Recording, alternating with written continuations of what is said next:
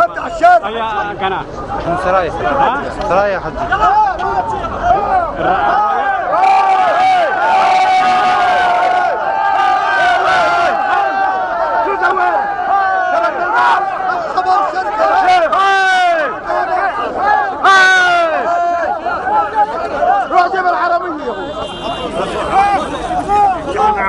بس تسكت الشارع حرام حرام تظلم الناس انتم.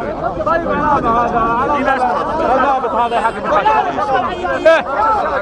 سلامة هذا الرجل هذا هذا رجل مسؤول هذا لازم يكون لازم يكون قد المسؤولية هذا. يلا قديش قابض من الشركة بس هذا ماخذ فلوس معناته لا هو نفسه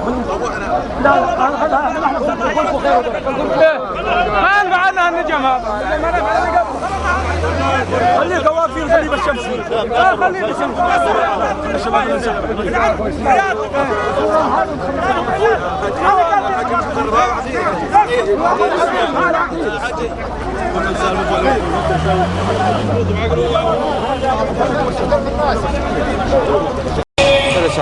بلش.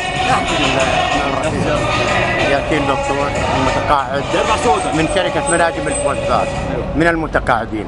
بعثنا إلى جميع الجهات إلى جميع المسؤولين ولكن لا حياة للمتنادي وكأننا غير أردنيين، ولكن إني أستغيث بصاحب الجلالة عسى أن ينفذ لأنه ما فيش حدا بحل قضيتنا إلا صاحب الجلالة.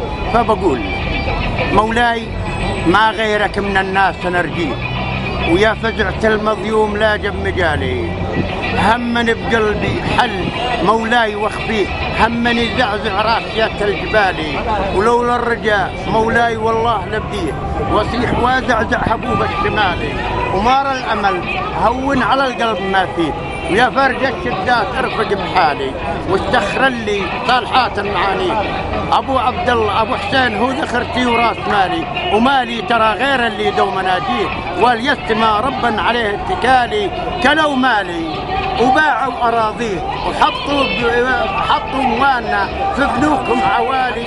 واختم كلامي فالصلاة على نبي الله يشفع لنا يوم الحال. صح السلام.